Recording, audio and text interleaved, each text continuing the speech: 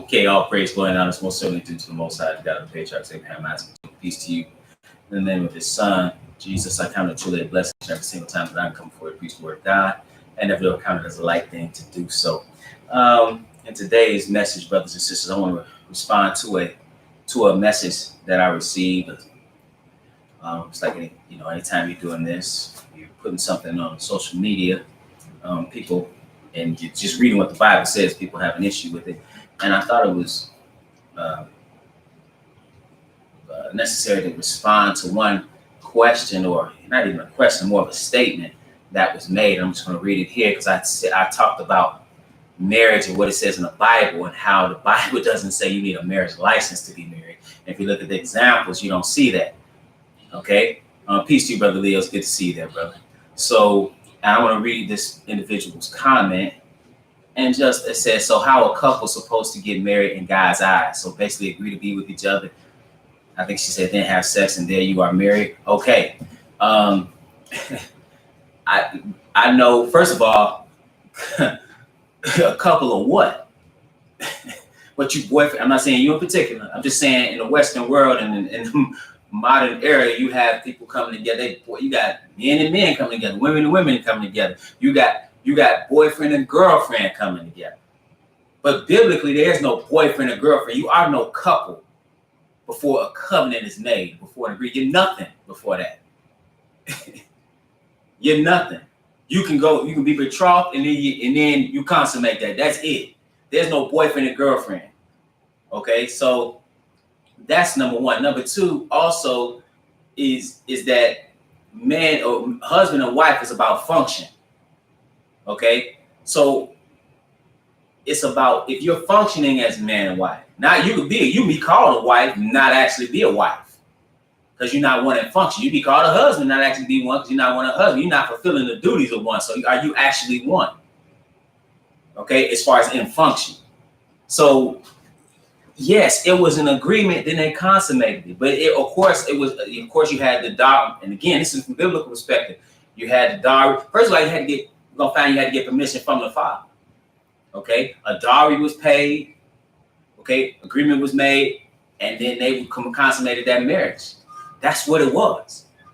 Okay, so regardless of what we might think in this modern era, because what we've been socially conditioned to do and enculturate, we've given somebody else's culture. That doesn't mean that had anything to do with what the Bible says, and that's what I'm stating. But before we even get there, let's look at the marriage license, the history of it within these United States. And again, this is not me saying you can't get a marriage license. This is not me. I'm not telling people to get married. I'm not telling people to get a marriage license. I'm just saying what the Bible says, but you should be informed. Make your own decision. So now, when you look at a marriage license in the United States and the state regulation of marriage, okay, where did that come from? Okay, so you can go back to the colonial period and see that in North Carolina in 1740, 1741, that's when that state, they took control of the union of marriage. Why? Because they were trying to prevent interracial marriage, miscegenation. That's why they did that. So when you look at the origins of a marriage state license in the United States, you got to go back there. By the 1920s, 38 states had marriage licenses. Why? Because they wanted to ensure that miscegenation didn't take place. Okay, in Virginia, you had the act. I believe it's to 1924, in which what happened was they made it basically totally illegal, and that the RIA, the Racial Integrity Act, that was overturned with Loving versus Virginia in 1967. So when you're talking about the history of a marriage license, go back there. Also, I want you to consider something else. Think about, I don't know if you're a person of color, I don't know who you are. You say you're the one, but I don't know who you are. I'm just saying that. So if you are a so-called African American descent, You're in this country, you're descendants of slave, you're a descendant of slave. Think about all those marriages. Did they have a marriage license? No, matter of fact, in slavery, their marriages were not even recognized. But were they legitimate? Or was their union being denied because of an oppressive system that enslaved them, that actually could take a man and who was married to a woman according to commitment and sell him or sell the woman or take the children of that union after being forced to breed and then sell them. So we can talk about what's legitimate and what's not legitimate. I'll answer your question, sister. Give me a second. And so when you talk about, what you're supposed to just have an agreement and be married, that's what it is. You think because the state is involved, that is more legitimate? I mean, you can get certain things in this country, but it also could be detrimental. I'll talk about that as well later. But let's go to the scripture, because you want to talk about marriage. Oh, you got to stay like, look at the state of marriage. What's and I'll come back to the divorce rate, but the divorce rate, they say it's 50%. It's more than likely approximately 45%. And the reason I say that is because there's different ways in which there's no one succinct way in which these states are reporting divorce rates. Okay, so it becomes a little bit more complicated, but it's probably close to 50%. So with your state license, you still got 50% divorce rate. It's about you getting into that union and functioning. Wait, this piece of paper don't mean anything. That's just like today, people put a big thing about the marriage. Like, I got a relative. I didn't go to his marriage because he was married on the Sabbath. I couldn't go. But I saw the pictures. He spent thousands of dollars on the pictures. Thousands of dollars on the pictures. Had a stretch Rolls Royce. Beautiful facility. Beautiful facility. Okay? He all white. Well, they say casket clean. That boy was clean. He got his bride. She got her dress. I'm sure she paid a lot of money for that dress. You got carriages. You got all these people come to get all this beautiful wearing a big rock on the finger. They ain't together. They ain't together. See, this the piece of paper. The wedding ain't what it's about. But now let's go to Exodus. Actually, let's go to Genesis. Because again, I'm coming from a biblical perspective. Peace to you, Brother Nicodemus.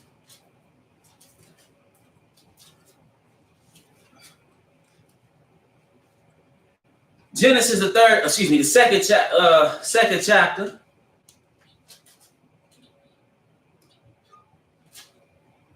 And let's pick it up. I'm going to pick it up at verse 23. So here's the institution of marriage. First of all, let's talk about role. It said, verse 18, it said, the Lord God said, it's not good that the man should be alone. I will make an help meet for him. So first of all, peace to you, Brother Willis. Good to see you there, brother. First of all, people are not functioning in their proper role because they don't know what their role should be. A wife's role, the Isha's role, is to be a help meet for the man. It's not for you to be his mama. It's not for you to run him. It's not for you to be the boss. It's not the whole purpose of marriage is not to have a happy wife, happy life. That ain't biblical. That's some foolishness that you done picked up in the West. That's not what the Bible is talking about. And that's what I'm talking about. What the Bible is talking about. So you can kill all the nonsense. Well, you're supposed to just do this. What does the Bible say? That's what all these 1,000+ videos is about, what the Bible says. You never heard me come on here and say, today in pop culture, this video came out, or hey, the Bulls did this. No. Unless it's relating somewhere into what the Bible has to say, that's not what I'm not worried about that. So even though the Western world, even though modern society looks at certain things as if they're antiquated,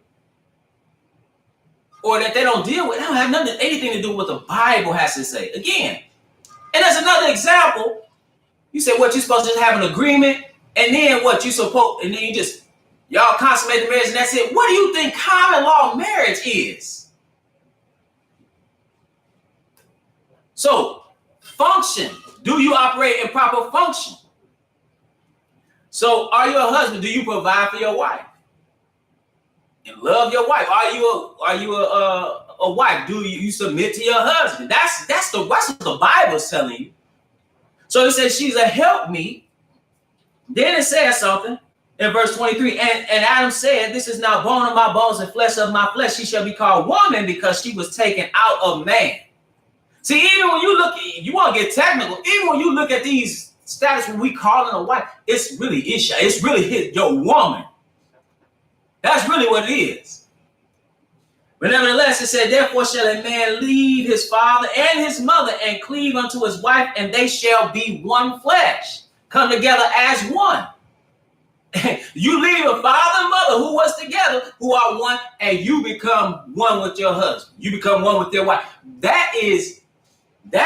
was no state license, brothers and sisters. The state license had nothing to do with that. You didn't say that a man or some woman was in a robe and they went down to the courthouse and said, and by the power invested in me, by the state of Virginia, by the state of New Jersey, by the wretched state of California, whatever state, it wasn't there. Because in essence, that don't matter. Because you think about what's more legitimate. You got somebody with a state license who they get married, they've been married 6 months, and now they say, I'm done with you. Say, I hate you too, we done. Or somebody who never had a license, but they function as man and woman. They married 66 years, and they hold hands together, and they die together. Which one is most legitimate? They never had a marriage license, but they was married, though. Raised a family, had kids, took care of one another, they was married, though. The other one didn't function, so it's about function. But nevertheless, you don't see where you have to have a state license. Some things that the Bible does show you is who is the one that's over this. Let's go to Deuteronomy. And when I say over it, in the sense of making sure that it or allowing it to take place. This is Exodus, the 22nd chapter. 21st chapter, 22nd chapter. So let's pick it up here. It says in verse 16, and if a man entice a maid that is not betrothed, meaning she is not what we would call engaged. Because being betrothed here is just like being married. Only the consummation has not taken place. That's the only difference. Because if you deal with a woman that is betrothed to another man, the penalty for both of you is a capital punishment, to be killed. Just like if you had consummated the marriage. Adultery. That's another man's wife. Even though you haven't consummated, he's betrothed unto her. There's an agreement that has been made. So it said, if a man entice a maid that is not betrothed and lie with her, he shall surely endow her to be his wife. So you have to take the steps to make this woman your wife. And understand here, to another technicality, this is talking about a virgin. Okay? That's what this is talking about. It said, if her father utterly refused to give her unto him, what does it mean? Because he put the cart before the horse, as they say. The proverbial cart before the horse. He was supposed to go unto the father, ask permission, pay a dowry. She agreed to it. Y'all married. Consummate the marriage. Go have babies. That's what it was. So it said, if her father utterly refused to give her unto him, he shall pay money according to the dowry of virgins. Okay? See, so when you talk about what about a couple, you look at a couple today, the couple have probably done some of any and everything. When they got together, the woman had probably been with some of any and everybody. Ain't no dowry and no virgin for her. That's not even, if you really want to be technical, you're not even in a proper position to even be considered a legitimate wife or wife. And I know that sounds bad, but that's the reality. Because that was not their culture. That was not their culture. See, the culture was that a woman was supposed to remain a virgin until she was married. Let's go to Deuteronomy 22nd chapter. See, that's what, so when you talking about what is a couple to do, a couple, this is what happened today. A woman in Valley, she started being sexually active in her teens. That's what's going on in America today. She done been with all these guys, getting to college, done all kind of stuff, then have maybe 1 or 2 illegitimate children, then find some man to get on one knee and give her a ring and say, will you marry me? And she get to crying out, she get to plan her way. That's what's going on in the West. But you wouldn't even be considered marriage material. You wouldn't even be considered marriage material, somebody to marry, if you had all these illegitimate kids. Now, it's one thing if you were married and that husband that you had was killed in battle or died. That's a different thing. But you're not in no position to be taught. You at the best you could be a concubine. I know this sound bad. I know this sound, but I don't care. So just so you know that as well, I do not care what you feel. But that's the reality. That's the reality. You're not in a position to talk about no one. So talk about a couple. Anyway, Deuteronomy 22nd chapter, verse 13.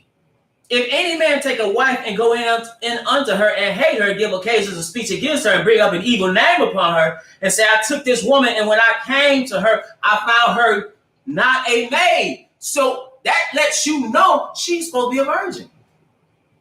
And he goes on to tell you, then shall the father, the damsel, and her mother take and bring forth the tokens of the damsel's virginity unto the elders of the city of the gate. The tokens of the virginity was the beds. It was a cloth that was laid on the bed to that first encounter, to that little floor of that cloth, and that was a token or a sign of the woman's virginity. And the family actually kept that. That's how much they cherished virginity for a woman. That's what your state was supposed to be. You ain't supposed to have all these. You open up a closet and you got bones falling out. Yeah, it ain't supposed to be that. Then you talking about a wife. No, but I say that because that's what couples, you talking about couples today, ain't no couple. Ain't no couple. You want to marry a woman, you see a woman you want to marry, you went to her father, asked his permission, paid the dowry, and she agreed to it, y'all got married. That's what you see in the Bible. And if you went to that woman, or went to that man, did all that, and you went to consummate that man and found out that, wait a minute, this woman ain't no virgin. So here, that's the case here. It says, and lo, he had given occasions of speech against her. So in this case, they got the tokens of virginity. He says, so in verse 17, and lo, he had given occasions of speech against her, saying, I found not thy daughter a maid. So now this is the father talking about what his son-in-law has said. And yet these are the tokens of my daughter's virginity. He said, listen, this the proof that she a virgin. It was a virgin before she married.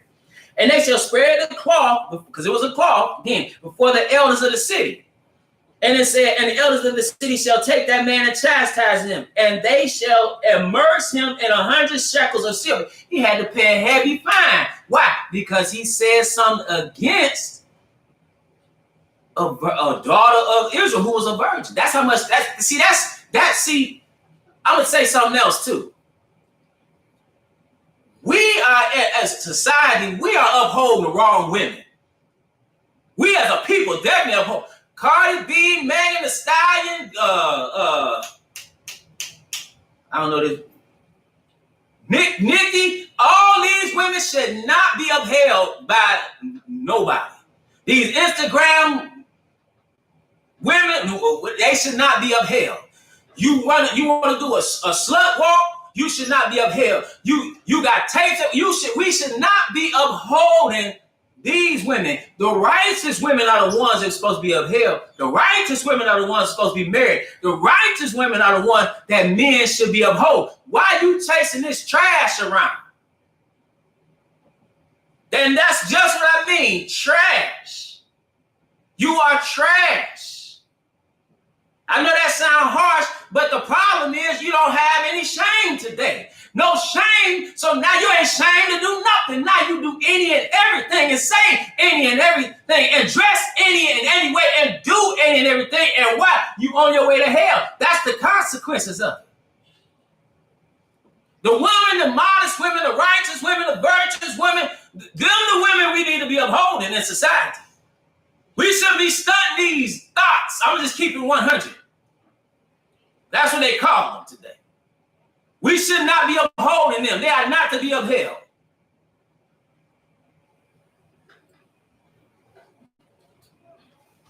So it says, now if that man had disparaged this woman who was a virgin, he was fined 100 shekels of silver is a heavy fine. But now it says, but if this thing be true and the tokens of virginity be not found for the damsel. See, she was supposed to be a virgin. Before you start talking about a couple, what a couple to do? Stop doing all the foolishness you did before you call yourself quote unquote couple. Before you even consider marriage. See, you don't even know what marriage is. You don't even know what you're supposed to be doing prior to marriage. You certainly don't know what you're supposed to be doing in marriage. That's why all these foolish expectations people have when they unfulfilled for stupid reasons, now they want out. So it said, then they shall bring out the damsel to the door of her father's house, and the men of her city shall stone her with stones, that she died because she had wrought folly in Israel to play the whore in her father's house. So shalt thou put evil away from among you. Right? So one thing you see is that the man, the woman's father, was the one you had to go to, again, with marriage. You don't see that today. Somebody might ask a father's permission, but they're not paying a dowry. And again, we not read it. Tokens of virginity, they needed that, but we didn't see you had to have a marriage. Where the marriage license at? What the marriage license say? We don't see that.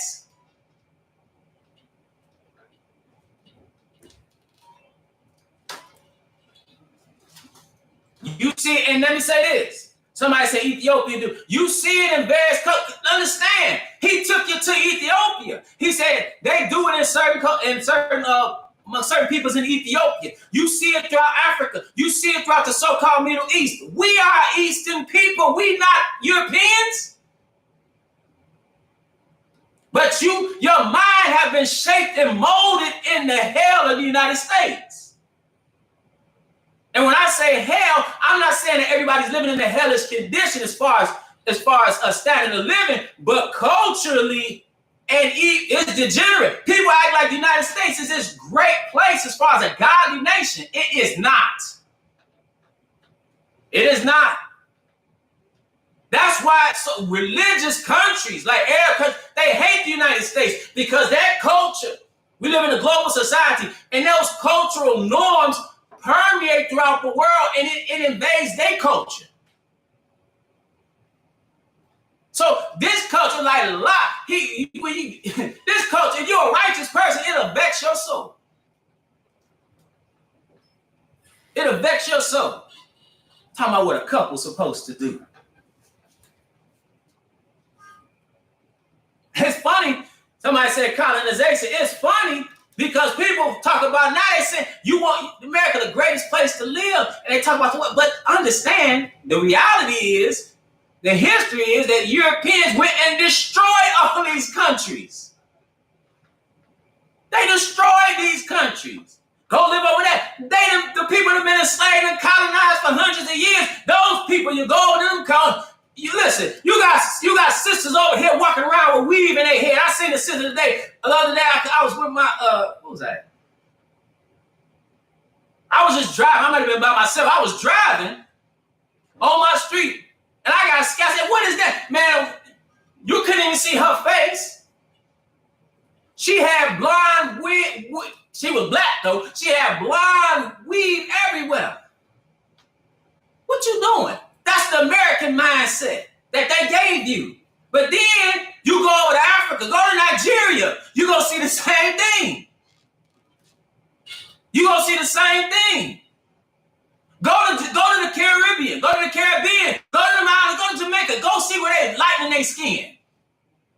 Getting cancer, lightening their skin. Why? Because they want to be white. that enslaved mindset. So that's what I'm talking about. We need to share that. Who gave you these customs and these traditions? That's like these foolish people. I call them foolish because they don't know what they're talking about. Let me rephrase that. I'm gonna say that. Some of my ignorance and some of my foolish. Why do I say that? Some of them are ignorant because they just don't know. Some of them are foolish and they are interjecting their own belief system into Torah. That's not wise to do. That's when you're a fool. Some people just don't know. But you got teachers running around here. I keep seeing it. Talking about polygyny is a sin. Talking about what you can't do. Who gave you the custom to do what you're doing today? Europeans gave it to you. Did the Europeans get it from God? No. So what in the world are you talking about? Those systems are neutral. Polygyny is neutral. Monogamy is neutral. When one is single, that's neutral. It becomes bad or good according to the people who are engaged in it. The people are bad. Now you got people running around here. I keep seeing these dumb messages likening it to capital punishment, likening it to adultery. That's not biblical. You need to stop saying that. Like I said, talking about marriage. You see what a marriage is in the United States? Serial monogamy. What it is in the United States. You got homosexuals getting married. Don't talk to me about what marriage is, when I got to get a license. Look at me. They giving licenses to men at the license. When you go down to get a license. 2 men can go get a license to be married. So what you talking about? What you talking about? I'm talking about the Bible. What you talking about?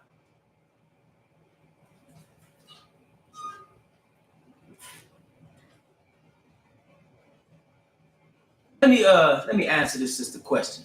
Sister, I believe a sister had a question. Go back. She said, "What about courtship before marriage? Is that okay?" Okay, so again, you see that in the West more so.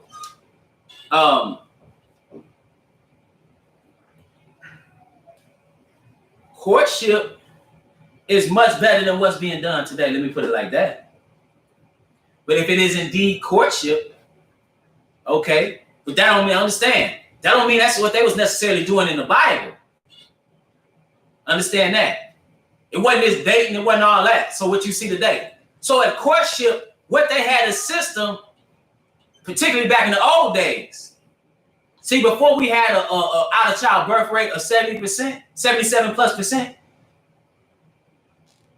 they had a courtship, meaning you might have went out with somebody that you was interested in, but that would have been chaperone. They might have snuck away and had a kiss or something like that, but that was chaperone. That was chaperone until they sealed it and got married. That's what a courtship was. So that's a system to bring people together. I'm not saying anything's wrong with it per se, but that's not what they were necessarily doing here.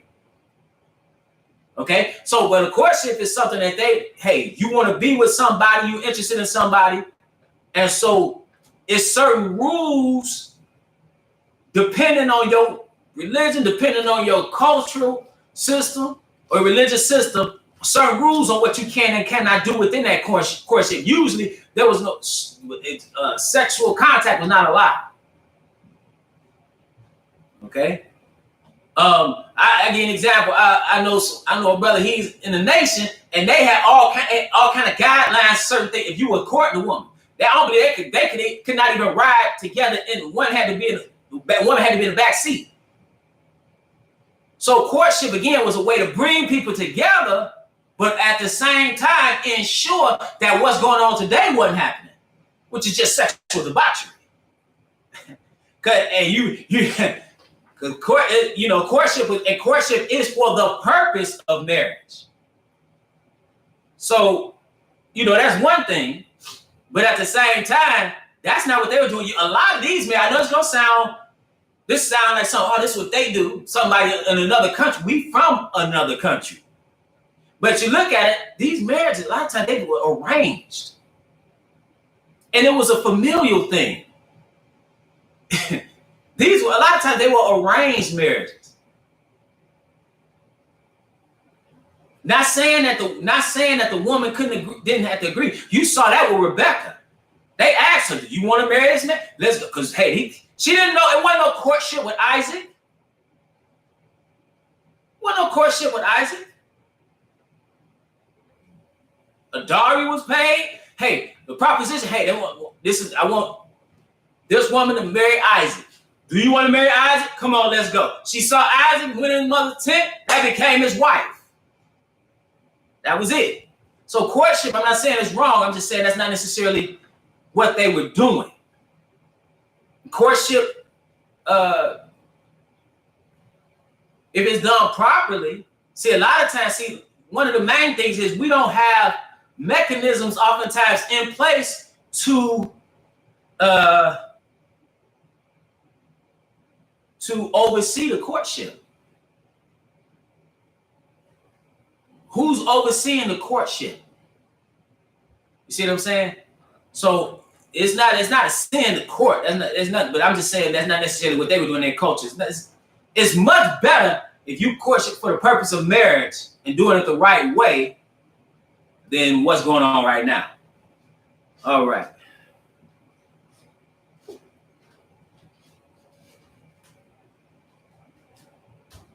Yeah, this is the King James Version Bible. Somebody asked that. You said marriage is therefore who God has joined together. Listen, people are making decisions. What God did was bring a man and a woman together. Once you come together and agree before God, but you making decisions. Now, somebody smoke crack, abuse your child, beat you. God brought you to him, or did you choose that dude? You see what I'm saying? So, God he instituted the union. He brought forth the institution of marriage. Okay, but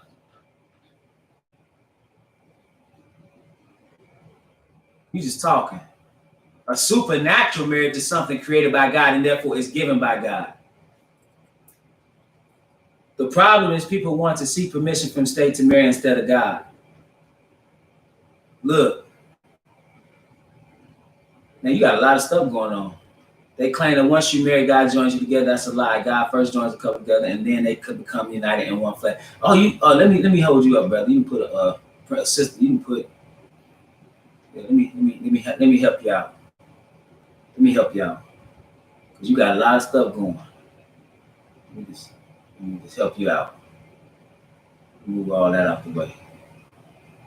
You up there. You trying to out teach me. You can't do it over here. Can't do it over here. So I don't know if this is a brother. Okay, brother state, is a Hispanic woman okay for a Hebrew Israelite man to marry? Okay, the main thing, most women are not okay for you to marry. And what I mean by that, because the criteria should be, is this woman gonna serve the Most High? And most women, most Israelite by blood women, not gonna do that. They not doing that. But men will go and marry that. I've seen men do that. And what happened? A disaster. I've seen women do that. Call me and say, he not a believer, but what should I do? What you mean, what should you do? He don't believe. Why should you marry him? You can tell on the phone. That's not what she want to do, but what you gonna do? You gonna marry somebody that don't believe? And many people say, people read Deuteronomy 7, or even in Nehemiah, but the problem with those people was that they did not accept the God of Israel. That was the problem. They did not accept the God of Israel. So they did not become a part of the Commonwealth. And you know that when you look at it, because you got to ask yourself the question, why did Moses marry an Ethiopian woman? After receipt, this is not in his years of exile. This is after God manifested himself to him and his people. He married an Ethiopian woman.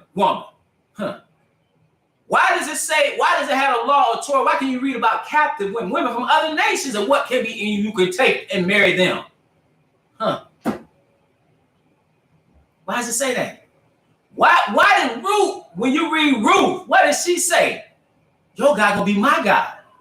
Boaz married her, and through that lineage you got David. Through that lineage you got Jesus. Wait a minute. So it's about who's going to serve God. Solomon got in trouble. He multiplied wives unto himself, it seems, with 1,000 wives. But the problem was he married those wives that were worshiping idols.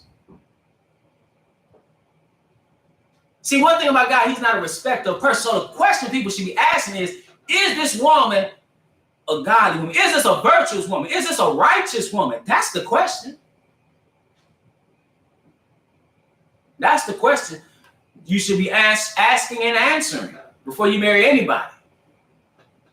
You want somebody to say, you want to be with somebody who say, hey, if you leave the Lord, I'm not going to leave the Lord. That's the kind of spouse you are. That's how a man should think. Is this person a servant of the Most High? Let me see what else on here. I know people, but again, that's another lesson.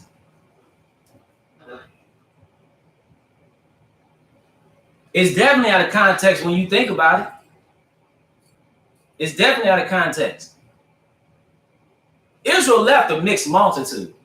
It's about becoming a part of that commonwealth. Other nations, it talks about it in Torah. It talks about if one accepts God and he wants to be circumcised, he can be a part of that commonwealth. He can keep the Passover. He can do these things. He tells you, don't let the matter of fact, let's just read this real quick. The sign is all messed up. All praise to the Most High. The sign is this real quick. Isaiah 56 chapter. He says something. He says, now in verse 3, now let the son of the stranger that have joined himself to the Lord speak, saying, the Lord hath utterly separated from his people. Now let the eunuch say, I'm a dry tree. Then he goes on to say, for thus saith the Lord unto the eunuchs that keep my Sabbaths and choose the things that please me and take hold of my covenant, even unto them will I give in my house and within my walls a place in a name better than the sons and the daughters. I will give them an everlasting name that shall not be cut off. Also the sons of the stranger that join themselves to the Lord to serve him and to love the name of the Lord, to be his servants.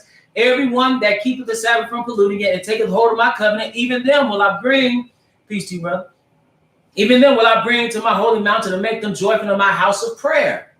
Their burnt offerings and their sacrifices shall be accepted upon mine altar, for mine house shall be called a house of prayer for all people.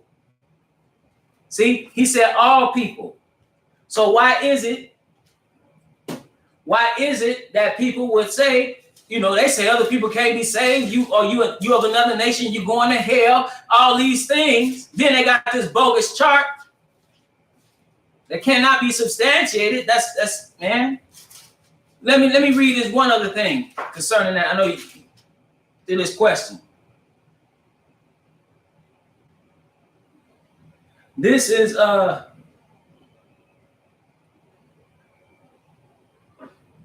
This is what Ruth said. Now, Ruth was a Moabite. She goes with Naomi, who is an Israelite. And listen to what Ruth said. Ruth said, because she told the one sister, she told them both to go back. I ain't got no more sons. And if I did have a son right now, I'm too old to have son. But if I did have a son, hey, but you gonna wait for him to grow up? Go back to your own people. Go back. So the one, she kissed her, Orpah kissed her, and left. But Ruth said something. She said in verse 16, and Ruth said, entreat me not to leave thee, or to return from following after thee. For whither thou goest, I will go, and where thou lodgest, I will lodge. Thy people shall be my people, and thy God my God. And then she married Boaz. She was a Moabite, though. That's what I'm saying. You have to, I don't want to say get a clue, but you gotta read a little bit more. Now, last thing about what I said about, because the initial question was by whoever the chosen one was, and I was talking about the Bible. Now I can talk about the the marriage license becomes an issue in particular when one comes to dissolve that marriage. Okay, now let me say this. Ideally, the marriage, you want to stay together and work out any situation that you may have. That's ideal. But in the Western world, with no fault divorce, there is no incentive to do that, particularly for women. Why? Because the state has given the woman so much. What do I mean by that? People talk about equality. Men and women are not equal in American society. Women are up here. Men are somewhere down here. It's the opposite of what you've said, of what you've been taught. For example, if a woman doesn't want to take care of her children, she can simply get assistance, welfare. If a man does not take care of his children and he's brought before the state, he can lose his wages. He's going to pay. He can lose his wages. He can lose his passport. He can lose his license. He could even lose his freedom by being incarcerated. I know this is an extreme case, but I saw a case where a man sold, these are Europeans now, and I saw the video for myself in court. The man had sold his house for almost $300,000, gave it to her. The man had lost his job. He showed them his bank account. The man had literally $140. He could not pay what they said he had to pay. He didn't have anything. They took his butt to jail. They put him in jail. Okay? Now, divorces in the United States of America. In the United States of America, 70% of divorces are initiated by women. See, that's what's going on in these United States of America. So now, but what does the Bible say about divorce? Real quick. Deuteronomy the 24th chapter. It said, when a man taketh a wife and married her, and it come to pass that she find no favor in his eyes because he had found some uncleanness in her, then let him write her a bill of divorcement and give it in her hand and send her out of his house. It didn't say that the woman take the house. It didn't say that the woman take half. It didn't say that. It didn't say that she can divorce the man. It said that he would write a bill of divorcement, give it in her hand, and send her out of his house. That was her witness to show that she was divorced. Because if he just sent her out of his house with no paperwork, and she went to be with somebody else, then that's adultery. And both of them could be stoned. So you need that piece of paper. So it said, and when she is departed out of his house, she may go and be another man's wife. And if she was another man's wife and was with him, she couldn't go back into that other man. Okay? So again, that's what they were doing. That's not what's going on in the United States. And again, the marriage license become an issue when you're dealing with women who are not godly, who are not righteous. That's where the issue come in.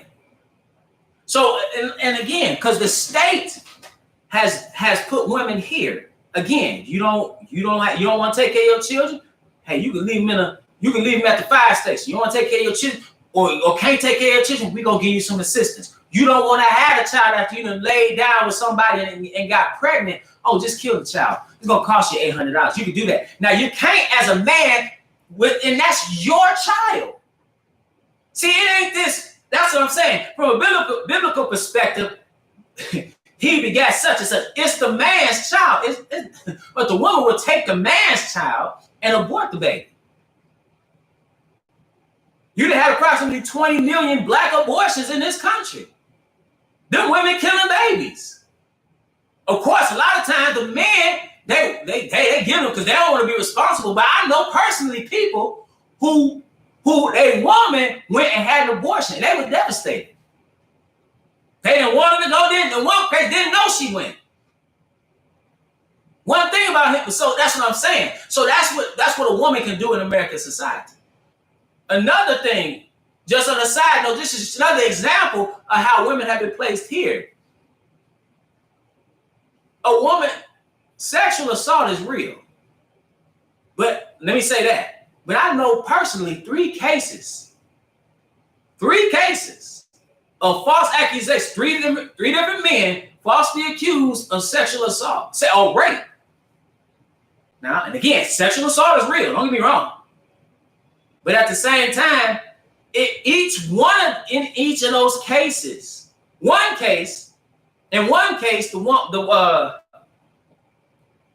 man that was accused was not even in the state.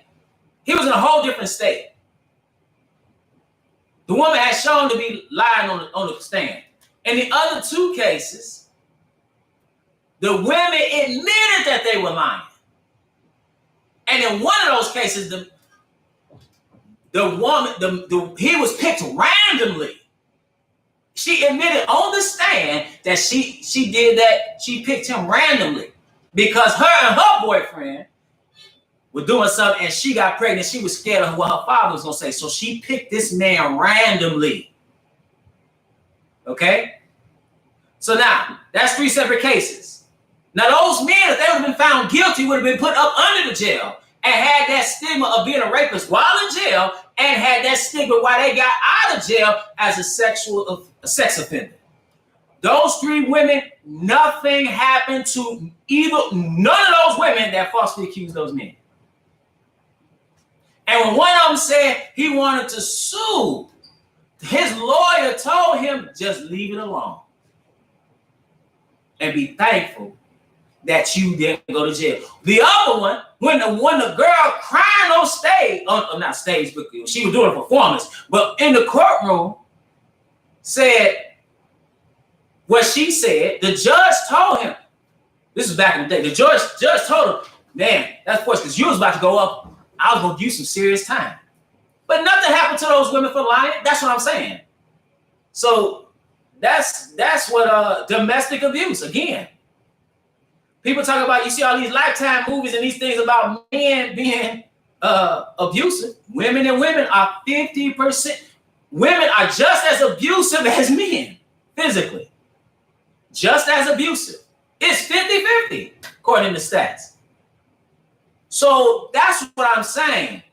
So they're actually opposed. So when that marriage is dissolved, that woman is more than likely going to come out. And then she's the one that more than likely going to initiate it. So she's going to come out probably with the house, more than likely, not in every case, it's not absolutely, come out taking custody of that man's children. And oftentimes when she's initiated a divorce, okay, she does that. If there's alimony to be paid, what you'll find a lot of times is that you will see a man who bought a house.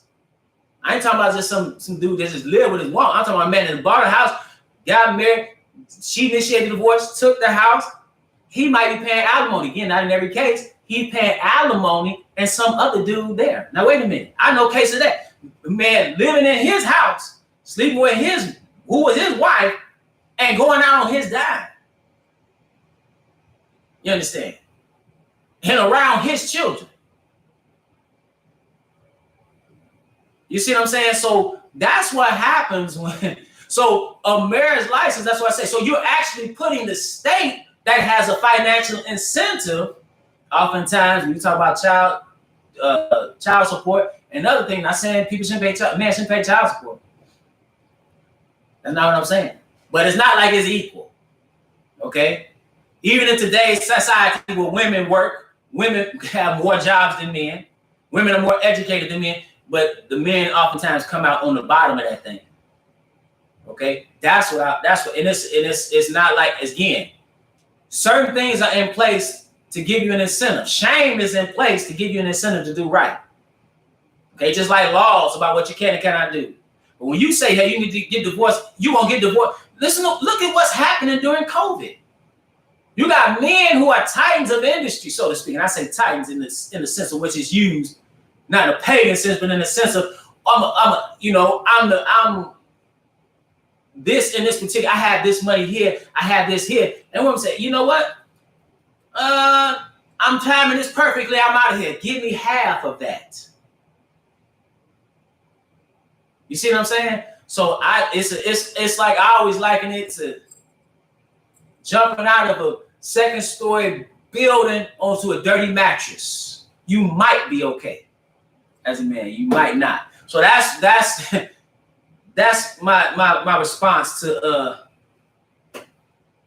that statement or question or whatever it was that individual asked. And with that, brothers and sisters, I want to remind you that we're at the Household of Faith meet every Sabbath at 5925 West 25th Avenue in Gary, Indiana at 1 p.m. Central Standard Time. We live stream right here on the Israel Teach YouTube channel, as well as at www.israelteach.org. Okay. We have Bible study every Friday night at 8 p.m. Central Standard Time on Zoom. That's on Zoom, ZOOM. The personal meeting ID number, if you'd like to be a part of this Bible study, you don't have to be seen or heard. You can be there, just listen. You can be there in fellowship. You can be there to ask questions. The personal meeting ID number is 602-961-1318. 602-961-1318. Also, if you'd like to leave a donation, because you've been edified through the ministry, you can do so on our website, www.israelteach.org. Israel Teach. Finally, there's books that I've written that are available. Into Egypt Begin with Ships, Killing Black Innocence, Program to Control African American Reproduction from Slavery into the Present Day Self-Inflicted Genocide, The Pagan Origins of Christian Holidays, Hair Like Wool, Feet Like Burned Brass, The Color of Jesus and Burning Truths Concerning the Messiah. Two latest books for Then Shall Be Great Tribulation and In Defense of Biblical Polygyny. All these books are available on Amazon, Barnes & Nobles, and many other places where books are sold. And with that, brothers and sisters, so it's my prayer that you were edified.